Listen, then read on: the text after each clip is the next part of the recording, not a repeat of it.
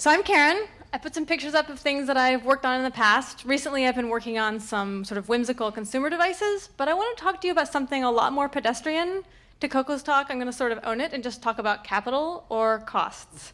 Because it's important to designing consumer devices to do things cheaply, and it drives a lot of decisions. So here I've got, as an example, 3D printing. The fixed cost, the sunk cost, the investment is what you spend on the machine, and then you have to buy materials to make anything, and that is the variable costs or the marginal costs and so on. And we have a graph here. As you make more and more things, we have the x-axis being how many things you're making, the cost goes up. The dotted line is the investment, and then the slope of the other line goes up faster if the investment is more. So people get excited about 3D printing because it can be cheap.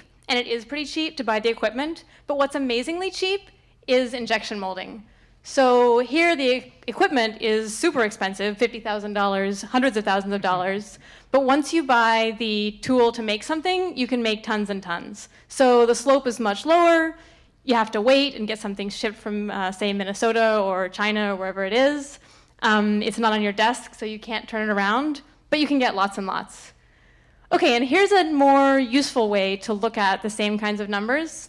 What's important is that the gray line for injection molding actually gets lower than the other line. So if you're over here, you're only making one thing, you can't really afford the equipment. As you make more and more, you hit economies of scale, which is where you've mostly paid off the cost of the basic tools, and then you can make anything.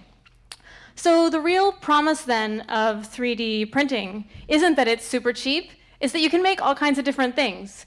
If you have an injection molded tool and you've paid for a mold to make that bunny, you're going to make 100,000 little bunnies to make it worth paying for the tool. But with the MakerBot, you can make anything you want. So in that sense, paying for something that has a lot of investment cost is kind of like building a train. It's really good at going one place, but if you want to go somewhere else, then you're going to be messing around looking for a car to take you that last mile. So back to these curves, you can use them to think about, well, when you're making something or making a lot of things, to think about where you want to be on the curve.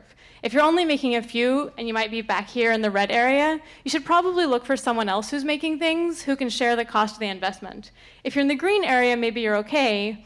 If you're in the blue area, then there might be an even cheaper way to do something with maybe other tools that are more optimized for exactly what you're doing. And that brings me to something that I've been really amazed by in Silicon Valley. And basically, it's that the big tech companies, they really do have amazing scale. So sure, Amazon, Facebook, Google, they don't have to share data centers. They have plenty of servers to fill one themselves. They're also probably making their own servers that are optimized to exactly what they're doing, which I thought was pretty impressive vertical integration. And they're also so far out on the blue area that in Facebook's case, at least, with the Open Compute project, they're making their own components for servers. They can afford the fixed cost of paying a team of people to design these components, and it just blew my mind. It's too much vertical integration. So that's supposed to be the useful part, to help think about sort of whether to buy a tool or not, what kinds of tools to buy. And then I wanted to get sort of whimsical and talk about how having tools can make random things easier. Because I used to open those plastic things with this kind of sheet metal shear, which is really satisfying. It's not exactly what a sheet metal shear is supposed to be used for, kind of an expensive way to open packages, but that happens sometimes. I find myself emailing on my phone all the time, even when my laptop is right there. And I think you can kind of look at that the same way, that I don't know how many emails I'm going to write. I don't know if I'm going to have to get up and get a coffee, but I don't want to think about that. I just keep doing the thing on the phone instead of, I don't think it's worth it to do something else. And then I come to the ever-present question of whether to clean off a desk. And I think that's the same thing. It's worth it to clean off a desk if you're going to be doing the same thing over and over, if the investment is worthwhile. But if you put a project away and you have to get it out again later, then that's kind of a hassle. So if you're switching back and forth, it might not be worth it. And that's where I wanted to leave you, with these pictures of desks that are sort of halfway between clean and messy, in the style that we see a lot of pictures of now. Because it's a nice balance between having some fixed costs and some variable costs.